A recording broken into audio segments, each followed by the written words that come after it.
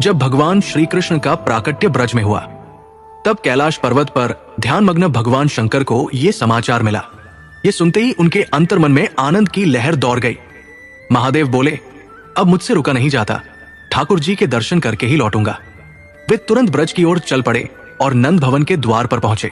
वहां गोपियों से बोले, हम कोई साधारण योगी नहीं हैं, जाकर मैया यशोदा से कहो हमें लाला के दर्शन चाहिए। गोपियां यशोदा मैया के पास गई। मैया ने अटारी से झांका। त्रिशूलधारी, भस्मलिप्त, मुंडमाला और नागों से सजे विकट रूप में शिवजी को देखकर भयभीत हो गई। यशोदा बोली, ऐसे भयंकर बाबा को लाला दिखाऊं? मेरा लाला तो डर जाएगा। गोपियां शिवजी को यह बात बताने गई। महादेव मुस्कुराए और बोले, मैया तू एक नाग से डर रही है, तेरा लाला तो शेषनाग पर शयन करता है। पर यशोदा मैया टस से मस न हुई, भीतर चली गई और द्वार बंद कर दिया। बाहर बैठे महादेव ने आंखें मूंदकर ठाकुर जी का ध्यान किया। हे लाला, मैं दर्शन की आशा में आया हूं और कुछ नहीं चाहिए, बस एक झलक।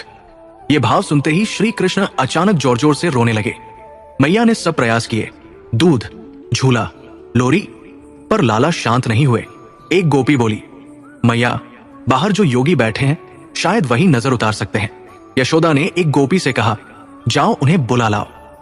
गोपियां दौड़कर भगवान शंकर के पास आई और बोली, महाराज आपको भीतर बुलाया गया है। भगवान शिव बोले, क्या मैया लाला को हमारी गोद में देंगी? उनमें से एक गोपी बोली, अगर आप भीतर चले तो मैं प्रयास करूंगी कि लाला आपकी गोद में आ जाए। ये सुन शिवजी चल दिए। जैसे ही उन्होंने नंद भवन में प्रवेश किया, श्री कृष्ण का रोना शांत होने लगा और वे मंद मंद मुस्कुराने लगे। यशोदा मैया आश्चर्यचकित हुई। बाबा में कुछ तो है। उन्होंने कहा, अब चले जाओ, लाला सो गए हैं। शिवजी बाहर निकले ही थे कि लाला फिर रोने लगे। यशोदा समझ गई, इस योगी का मेरे लाला से कोई गहरा संबंध है। फिर से शिवजी को बुलाया गया।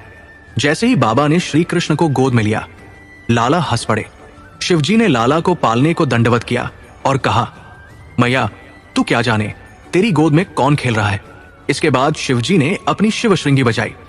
उसकी ध्वनि सुनते ही श्री कृष्ण हंसने लगे। पूरा नंद भवन उस दिव्य मिलन का साक्षी बन गया।